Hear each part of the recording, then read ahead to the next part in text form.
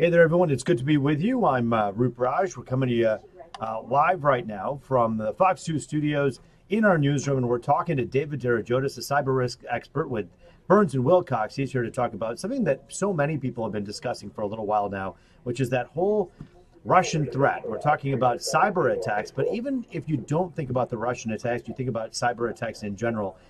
They are something that are more prevalent, it's happening more often. And David joins us now to help answer some viewer questions about what we can do to protect ourselves and be a little bit better and a little safer when it comes to our computers. So David, it's good to see you. Thanks for joining us as usual.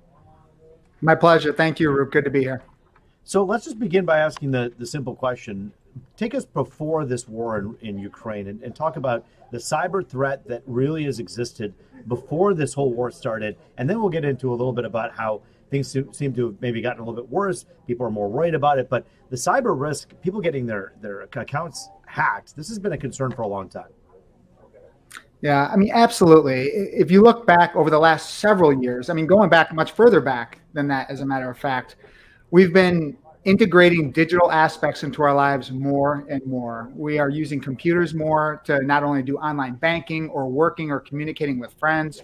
We're using email for all sorts of things, a number of apps. Everybody's walking around with some type of smartphone that's in their pocket. So as we've become more technologically advanced and we're relying more on computers, things have gotten a lot tougher in terms of actually protecting our information, being savvy, thinking through the ramifications of just throwing a phone or a computer in a young person's hand, or even maybe somebody older that doesn't really understand how to use the technology.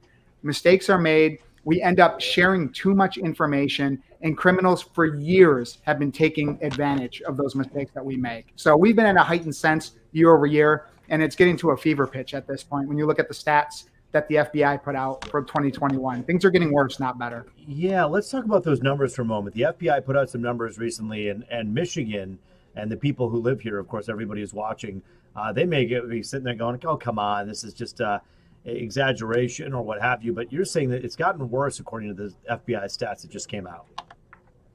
It has. If you look at the overall numbers, we're talking roughly $6.9 billion in overall cybercrime online related losses that individuals experienced last year. And those are just the numbers that have been reported. There's a lot of other instances that happen where it simply goes unreported or people are embarrassed.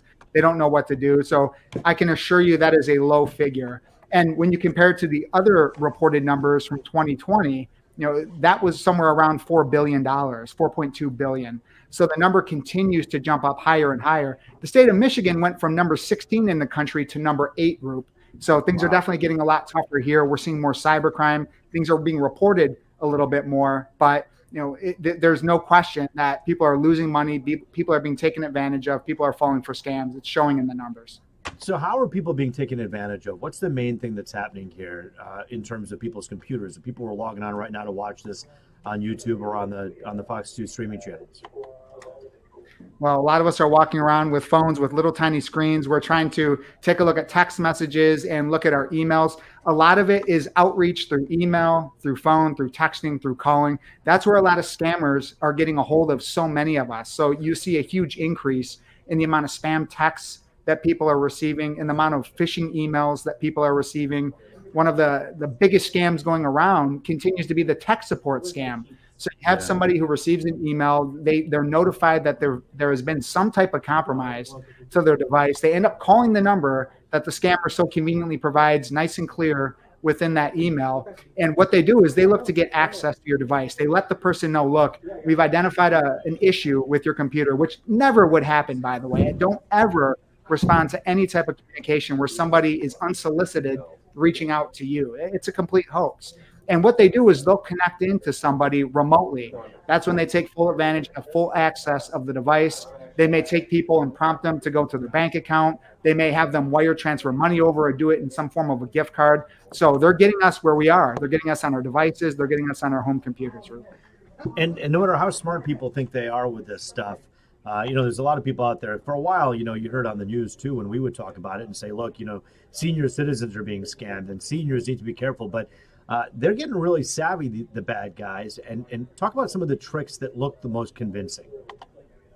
A big one, you're right about that. One that I want to bring up that I get a lot of questions, and a lot of questions just around in general, is people who receive a check. Usually it could be you're involved in selling something online, or maybe you're a secret shopper, a mystery shopper, or you're looking for some type of employment. What will happen is whoever that other party is, they will send a check or a money order to somebody, and it all seems legit. But the problem is they'll send it for more than the amount of the thing that you might be selling. So if you're selling a chair or a leather jacket online for, let's say it's $100, they'll send the check in the form of $200 or $500 or $1,000, and they'll ask you to deposit it and send the extra back. And what happens is a lot of people don't realize the banks, through federal law, they have to clear these checks for people very quickly. So there's a big difference between having the money cleared and having it truly free and clear of any fraud. So you may see the available balance in your bank account for that check. And what happens is people will send that extra money back through to the scammer group. And then when their bank comes back to them in 2 weeks to let them know that it was a fraudulent check, they're out that money and there's nothing they can do specifically. That's been one of the most successful scams where people have gotten hit because they think that money is cleared. They think it's freely available and accessible, and it's absolutely not. If anybody were to send you a check or a money order for an amount above and beyond what you were asking for or what you were expecting, and they're asking you to send them money back through, huge red flag. Don't just rely on the fact that the money is cleared in the bank account and think that you're all good with those funds. That's a big red flag, and I've seen so many people lose money through this particular scam. That's really important to keep in mind. And this stuff's going on all the time. We have one of our first questions coming to us. By the way, if you're not watching this right now on the YouTube channel, hit us up. Let us know what questions you may have for David Derigiotis, cyber risk expert with Burns Wilcox, answering your questions here on YouTube and on the streaming channel. We have the Dean team saying, I'm wondering if that spam, I'm sorry, sometimes people type too quickly I'm wondering if that spam text messages I receive from my very own phone number can be somehow blocked. I don't quite understand the question that she's asking, but I think what she's trying to say is if I get a message from something that looks like my own phone number, what should I do?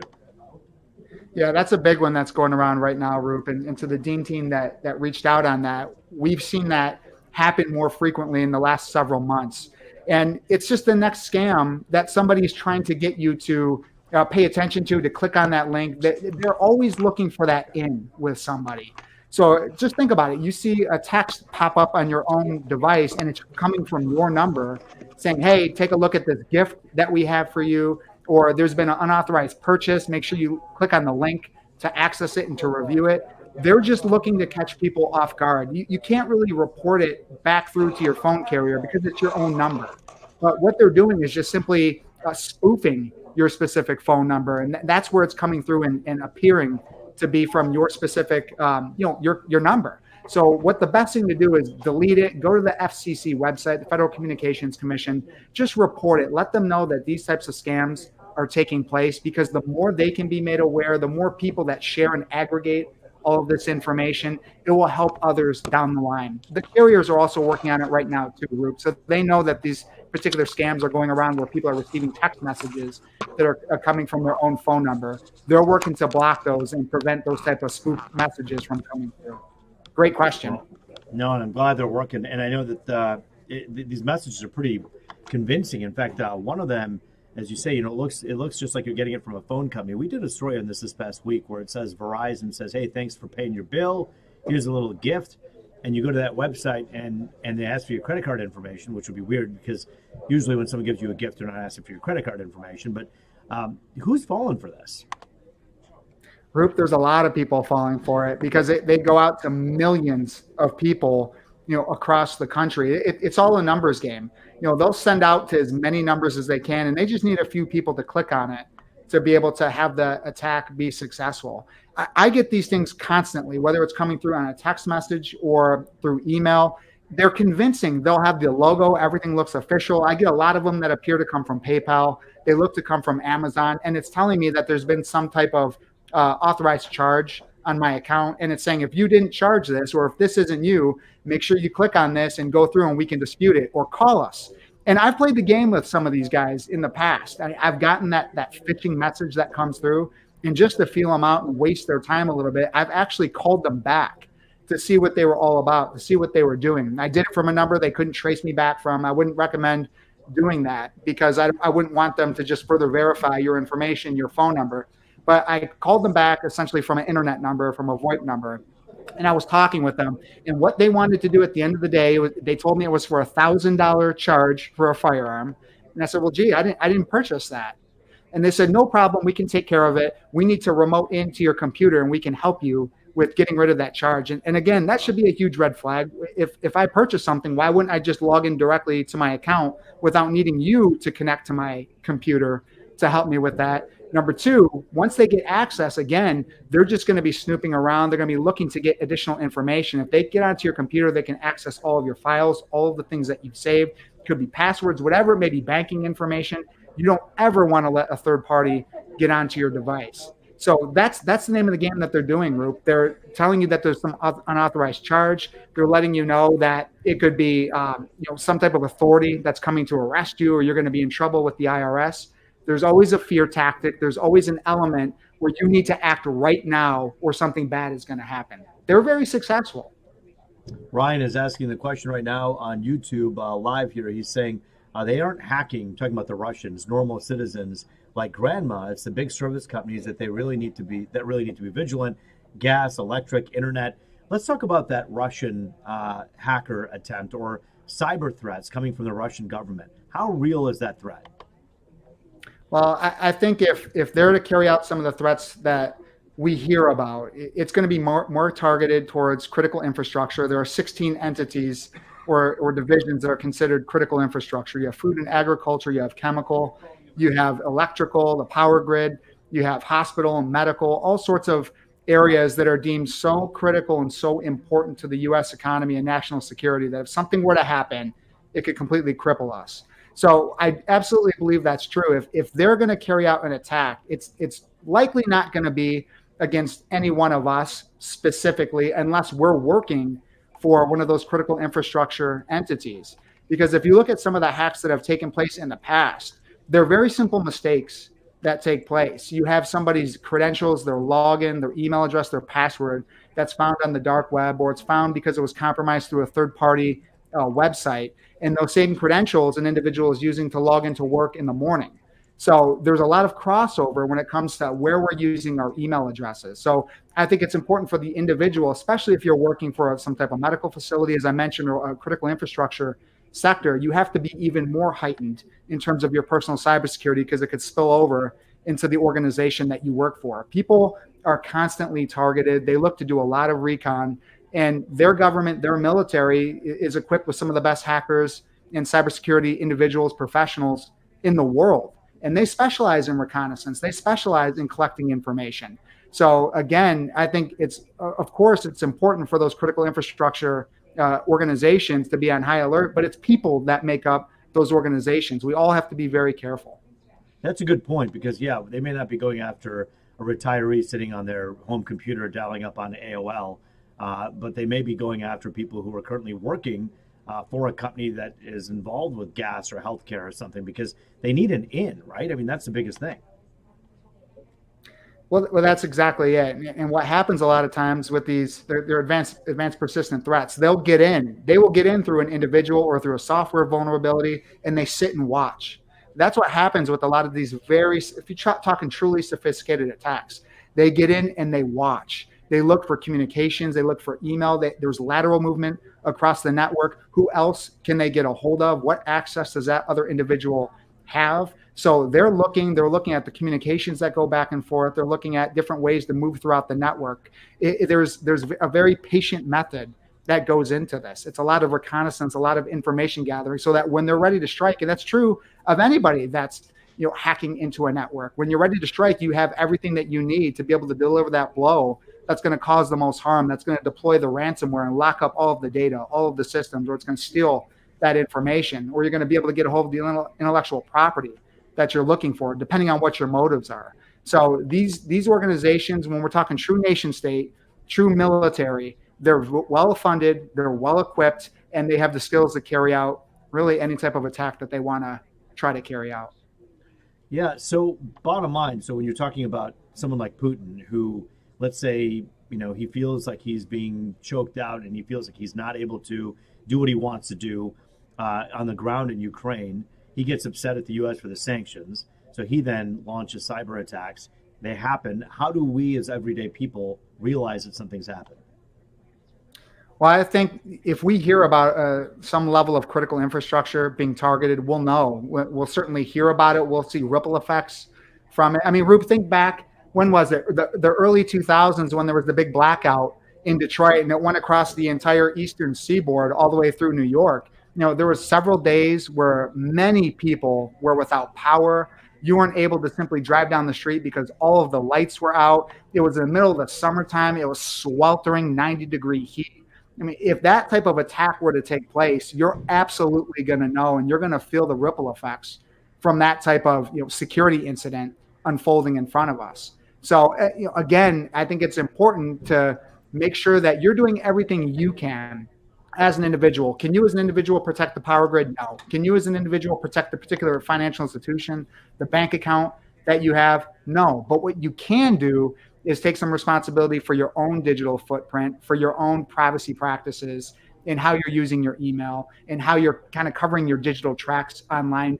At least make things a little bit harder, because you don't want to be the easiest target out there. You want them to go past you and go to somebody else if you're doing things a little bit better than what others are doing. It's so important. Yeah, Jet's making an astute but kind of funny point. He says, if your phone starts displaying Russian language, it's a sign.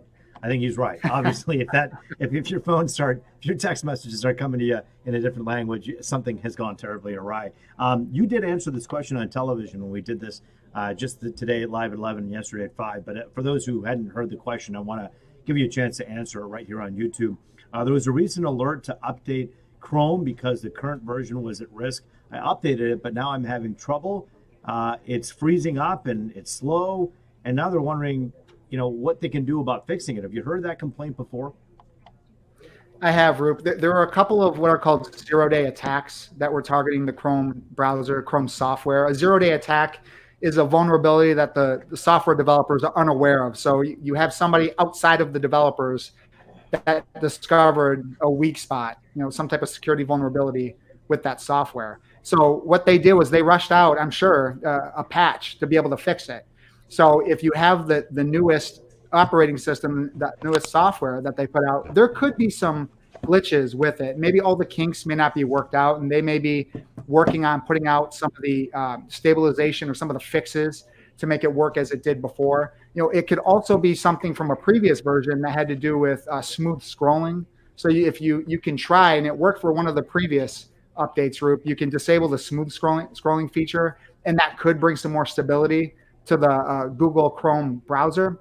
But Google is supported with a number of other browsers as well. Microsoft Edge uses it. So if you're on Microsoft Edge, you want to update that. Brave browser is another one that uses the Chromium software for their browsing. So if you use that, again, that's something that you want to make sure that you update as well. But when you rush out a fix, there could be some stability issues. There could be some performance issues that you see because, again, the developers are quick to make sure that they patch up that security vulnerability that was discovered. So is there one browser you prefer over another for safety reasons? Personally, I prefer the browser called Firefox. They're more privacy-centric, and I just like them in terms of the reputation and the history that they have. So there are many different browsers. Brave is another one to consider, as I just mentioned a moment ago. If you're privacy-focused or privacy-minded, again, I lean towards Mozilla's Firefox because it has a lot of privacy features that are built into it with ad blocking and stopping tracking. And of course, they're not quite the big technology monster that Google is that has made billions of dollars over all of the data collection methods that they have in place. So I just kind of like to segment myself where I can, and using that browser is one way I do that. Yeah, we're asking for all your secrets today, man, right? I mean, we got a cyber risk expert with us. What else can we do, right? We have a question here from Detroit Goose, more of a comment, basically saying, look, this is my take. Our accounts don't have anything to do with the infrastructure. If they did, we would hardly need a local news personality to harden our attack surface, as DHS has already reached out to critical vendors. You were saying earlier, this is an important comment, that it's all of our responsibility because often we work for organizations. So it's not true that they're just going to attack that critical infrastructure, and none of us have to worry about it relative to our own safety. I mean, that's a great comment. But you know what? At the end of the day, there was $6.9 billion in losses that everyday people, that you and me, our grandparents, our sisters, our brothers, experience. And I've worked with countless people that have lost money. I've seen the pain on their face. And true, while grandma may not be working for the power grid or may not be working for that multi-billion financial institution that is considered that critical infrastructure, if something happens to her, that money is going to be critical to her everyday needs, to paying the bills, to getting food, to having transportation, paying for gas with the rising prices that we have right now. So it impacts us in different ways. And again, Roop, just as we a moment ago said, a lot of us make up these companies. So organizations are made up of people. And if you get a hold of somebody and you find that weak spot for the person that is working for that bank or is working for that chemical plant or that water treatment processing plant, that is a vector to be able to get in and to attack some layer of critical infrastructure. So I think if you work for those organizations, you need to be heightened. But if you work for any private enterprise, you need to be heightened as well. You don't want to be the weak link. You don't want to be that inflection point where somebody's able to get in and compromise the network, because then it impacts everybody within the organization, all the vendors, all the clients, the customers. So we're all interwoven, we're all tied in. And again, it has a varying degree of severity. It may not be the water treatment plant, but it could be your life savings. It could be your paycheck that takes the hit because you fall, for a scam. So it's so important to know best practices, where you can harden your own security and where you can play a bigger role for your organization as well, to not be that weak spot. Now, that's good stuff. We have a bunch of questions coming in on the YouTube channel here. We have Jet asking, if you suspect that your device has been hacked, is there a support team or a hotline? That is a good question. Like, once it happens, it does feel like you're kind of sitting on an island. Just, who do you call? What do you do? Yeah, I mean, there are not, other than taking it to maybe a security professional where they can look to really assess the device. Probably the most important thing you can do is do a factory reset, because there are not a whole lot of places. There's not really a 100 hotline that you can make a call to. And those are going to be filled with scammers. If you just look up online and probably do, my device has been hacked, who can I call? There'll probably be a number of scams that are on there looking to take advantage of people. So you can either take it to a verified security professional, maybe somebody like the Geek Squad, for example, or any type of third-party verified consultant that could help identify and take a look at that device. Other than that, it's going to be doing a hard factory reset to wipe everything off to make sure that you don't have anything on that device. Ray's asking the question, Dave. He's asking, how about Safari? Is it a safe website for security for browsing? When it comes to security, what do you think about it? Yeah, I think Safari is fine. And with any of these browsers that you use, you can always do things to harden them. You can always go in and choose add-ons that will be containers. It will prevent cookies from tracking you all around the internet. That's how a lot of these huge organizations and advertising conglomerates are able to make so much money, because you visit a website, then it follows your device all the way around, anywhere that you go to.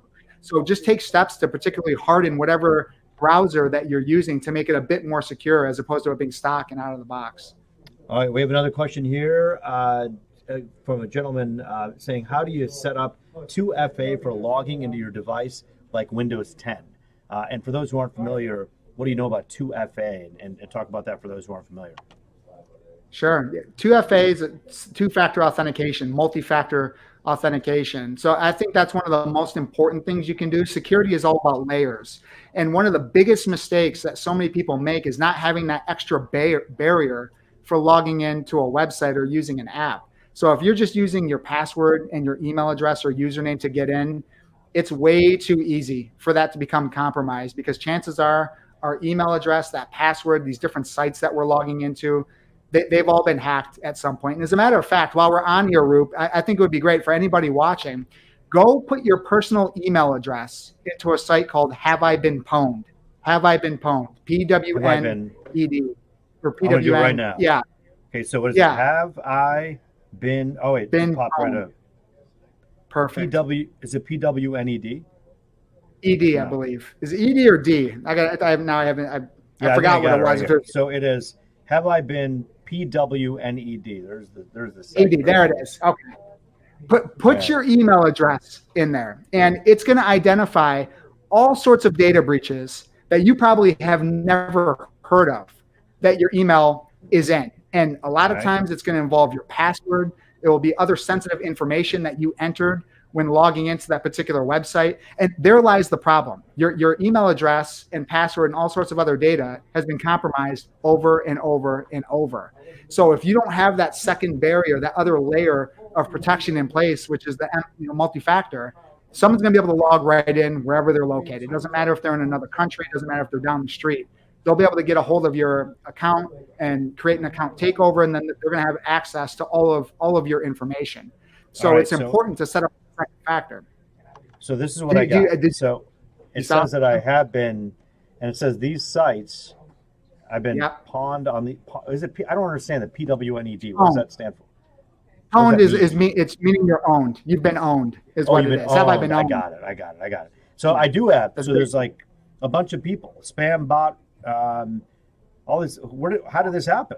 And what do I do? Yeah, well, the information is scraped, and it's exactly. So it's all scraped from all sorts of different sites. All these spam organizations get a hold of it, then they get compromised, and it gets dumped online. So it's just this unbelievable chain of data breaches and compromises that take place. So when you're logging in and you want to create that second factor, the last thing to do would be use text. I don't recommend using text, but using your phone number or text as opposed to nothing, that's better than doing nothing. I think what you can do is download some type of app like Google Authenticator or Authy, and you can set it up where you're going to have that app specifically on your phone, and it will pull up a code. It will set up a one-time code, and you have 30 seconds to be able to enter it in. I think those are much more secure than doing your text message and getting it through your phone number, because those are very weak as well. And the apps aren't perfect. None of this stuff is bulletproof, but it's doing things that will reduce your risk, doing things in the best possible manner that's going to increase your personal cybersecurity, that will still make things convenient and easy for you. So I think those are a couple of great options that you can do when you're looking to implement multi-factor authentication. All right, I'm just typing right now, www.haveibeenpwned.com. I'm saying it's a website to check on whether you were part of a breach. I'm hitting enter, boom, it's in the chat. So anyone who's watching right now, if you want to go put your email address in there, it's really easy. And I was owned by 5 websites and I did buy stuff from some of these places. So like one of them's a vendor, one of them's like Under Armour. Like you buy stuff from there online, and then all of a sudden your information's out there. So what's safe and what's not? What are some things we can do to check before we get hit like this?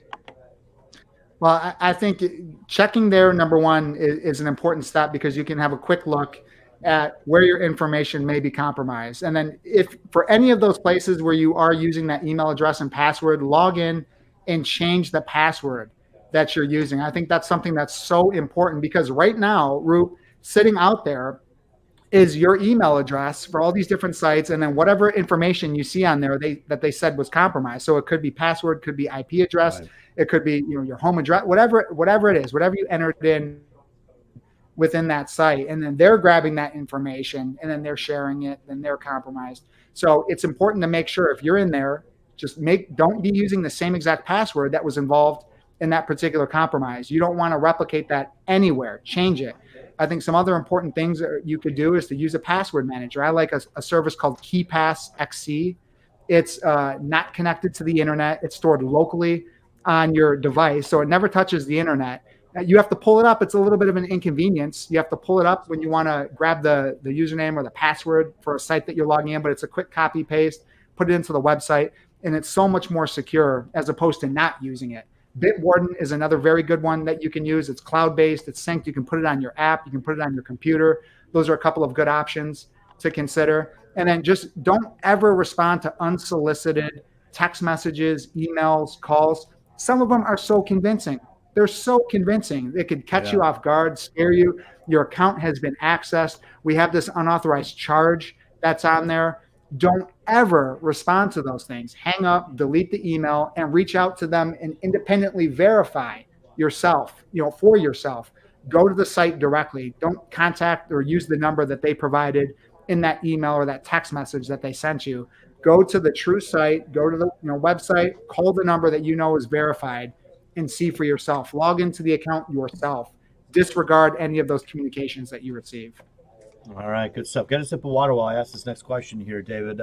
Basically, this next person is saying, look, VPNs are great, but they are just reroutes of your IP address, but doesn't stop a hacker. What are your thoughts on that? You know, we think about VPN all the time as being some kind of like safeguard and like an iron curtain against all this other stuff, but it's not necessarily true. Well, VPNs are important, and they play a true role in security. Virtual private network allows that secure connection. It's giving you that secure connection between yourself and the internet. But any VPN provider, they're a for-profit company. So there are some good companies that are out there, and there's some really bad companies that are out there. So it's important to do your research. Who owns them? What type of track record do they have? Using a VPN is a way that encrypts all of your communication. It's going to prevent any third parties, or they're called man-in-the-middle attacks, people watching who you're visiting, what sites you're accessing. It's going to prevent any of the websites from logging your true IP address, which gives up location information for you. It's going to let them know who the provider of your internet service is. All of those things can be masked because those things get involved in data breaches too. When you access a website, they're looking at where you're connecting from, what's your IP address, your geolocation, what is the makeup on your browser, on your computer. They look at everything that you have from a digital footprint. So a VPN is going to help mask some of those things and bring that layer of privacy and security. So I think they are a very important tool, but you have to do your homework and make sure that it's a reputable company that does things as they say, they're transparent, and they take good care of their customers, because there are a lot of bad companies that are out there as well. Yeah, and just because someone says they're there to protect you doesn't necessarily mean that they're going to do a good job at it. Like if you were to call a security company to do home security at your house, there's good companies, there's bad companies out there. You just gotta be smart. You gotta talk to David Derigiotis. He'll tell you who's good and who's bad. Hey, question for you here from Mary. Mary's asking the question: without giving too much information, are we and how are we in the U.S. prepared for a possible cyber attack? You know, let's be honest. When we think about politics for a moment. You know, this is such a divided country. Depending on whose office, you feel really secure about the way things are being handled, or you don't. But in general, is the U.S. government ready for a cyber attack? Well, that's a great question, Roop. You know, it depends, because not all governmental entity, not all critical infrastructure, not all private enterprise does things the same way. And there are weak spots across the board. And that's true no matter where you are. It comes down to training. It comes down to the technical safeguards that you have in place. Some entities, some areas of the government, some critical infrastructure components are more prepared than others are. And again, it comes down to what is that individual entity doing to harden their security posture? What type of backups do they have? What type of endpoint detection and response are they using? Do they have disaster recovery plans in place? Are they doing the drills? Are they practicing? Are they training all of their staff? Everybody does something a little bit different. Some do it much better than others do. So with cybersecurity, it's such a cat and mouse game. You can have the best technology in place. You could be purchasing the best things possible, have the biggest budget, but you catch somebody on the wrong day who makes one simple mistake and it can bring the house of cards down. So really, it depends. In some aspects, we're absolutely prepared. In others, we have a lot of work to do. Well, and the work that needs to be done, much of it is being done behind the scenes. I mean, they're not going to come out and tell you what they're doing to secure things, right? Well, that's right. And the government is trying to do things to better prepare organizations. You know, there was just recently a law passed that's specific to critical infrastructure. The government wants to have a little bit more transparency around when incidents do occur, because the more information we can share, the better off everybody will be. So there was just a law that was passed or signed into law.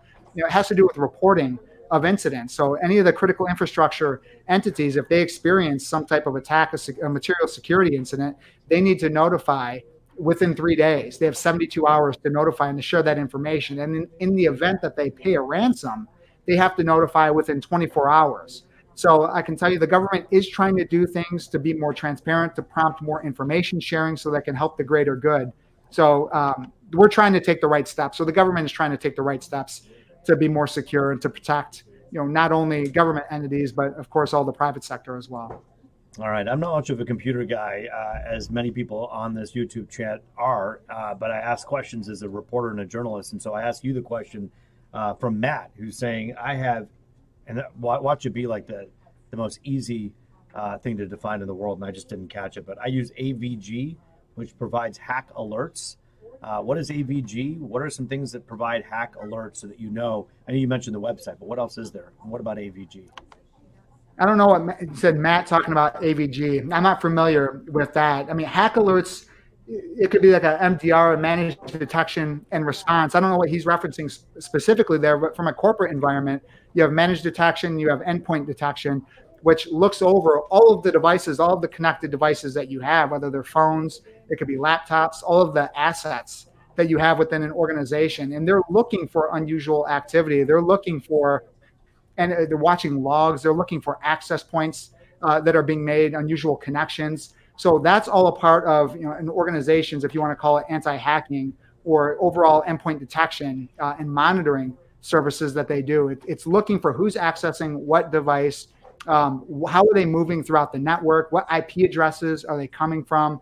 You have to have a good understanding of the overall network and the monitoring of that network. But AVG, I'm not familiar with that. Yeah, no worries. Mark is saying, hey, what's the news here? Or is this just fear mongering?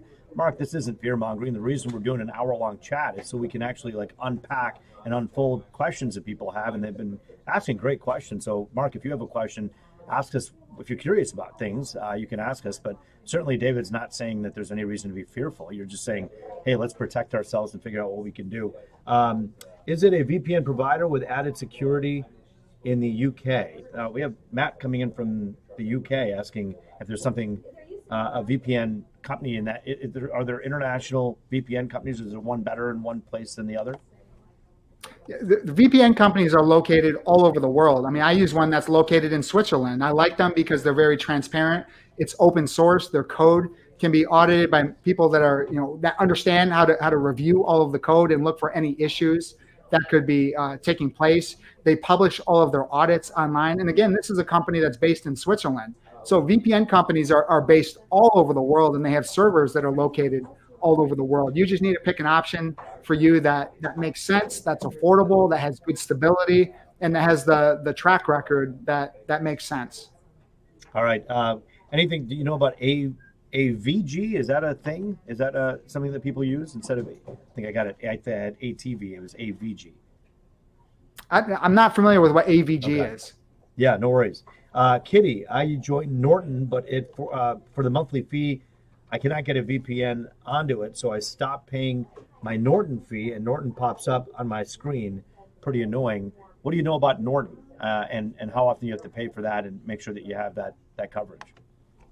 Yeah, I mean, Norton is another antivirus provider, and they've branched into a number of other services as well. Identity theft protection, VPN service provider. So yeah, I mean, like any company that operates for profit, they want to expand their market share. They want to be able to touch the client in as many different ways as they can. So if they can get a subscription for the antivirus, if they can get a subscription for identity theft protection, or get another subscription for some type of VPN services, I mean, absolutely, that's what a business does. They want to get their arms around as much as they can. They're a very well-known, long-standing provider as well. Again, just you have to make, it has to make sense for you from a cost perspective, from stability, and if you're happy with their service, then by all means. As we wrap things up here, just wanted to let you have the floor for a moment here, David, and talk about how to frame this, what we should be doing next, what we should be looking out for as we move into the future here in the next few weeks. I think it's important for people to understand their own digital footprint. And this stuff can be so overwhelming. So just start with the basics. Sit down, take a look at where you have online services. What email addresses are you using to access site A, B, C, D?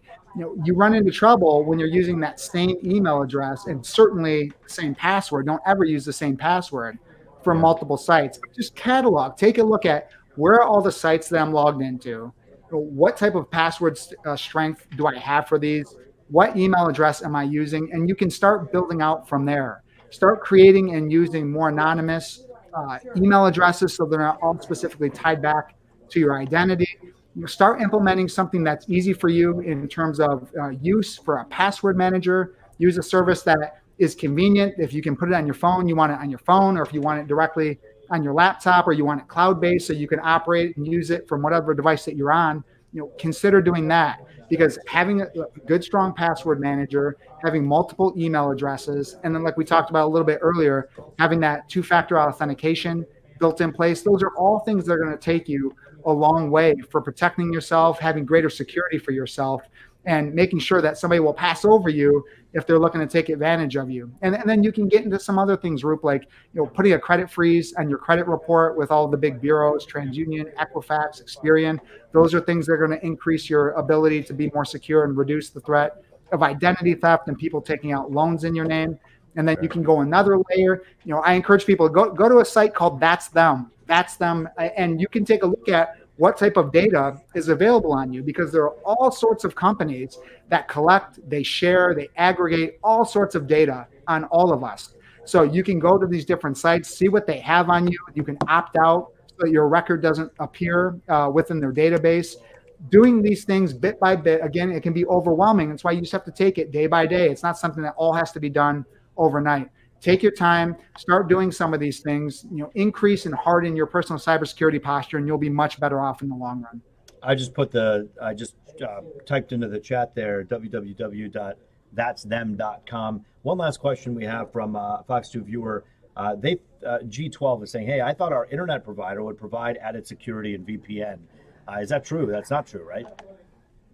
No, I mean, the internet provider is watching every single thing that you do. They're looking at every single site that you access. And that's another layer that a VPN, layer of security that a VPN will offer. I mean, it's going to tunnel you and it's going to protect you from your internet service provider from watching everything. But then people will say, well, the VPN provider is going to have access to everything. So what some of these VPN providers promise is to have a no logging feature. So they're not watching all of the different sites that you're visiting and accessing. But at the end of the day, you have to trust somebody. And if you don't trust anybody, then you probably shouldn't be online at all. So is it the internet service provider? Is it the VPN company? What's the track record for the internet service provider? What's the track record for the VPN company? You have to make the best decisions for yourself and analyze your own threat model. Not everybody has the same threat model. So if you don't care about the internet service provider watching everything, then don't worry about it. It's what matters to you and what you think is important to protect yourself. All right, David Derigiotis, Burns Wilcox, cyber risk expert. Always good to see you. Always good to talk to you. Great questions coming from our Fox 2 viewers on the Fox 2 YouTube channel. Thank you all for, of course, watching. And David, thanks for joining us today. My pleasure. Thank you, Rup, and thanks to everybody who joined. Yeah, you were great. We'll do it again really soon, and have a great weekend, David. In the meantime, I hope each and every one of you has a great weekend, too. We'll see you back here tonight on Fox 2 News at 5. I'm going to go read my scripts. A lot going on in the news. Join Taryn, Asher, and I for that tonight on Fox 2 News at 5 and 6, and, of course, 10 and 11. And thanks again for all your questions. Have a great day, everybody. We'll be back next Friday with another topic. What do you want to hear about? Contact me. Yep, I'm giving my Twitter account away. David probably says it's not a good idea. But I'm going to tell you, my Twitter account, Rupraj Fox 2. Hit me up on Twitter and let me know what questions you may have about something that you're wondering about. We'll get an expert on the line, and we'll be chatting with you then. Have a great day, everybody. And David, again, thank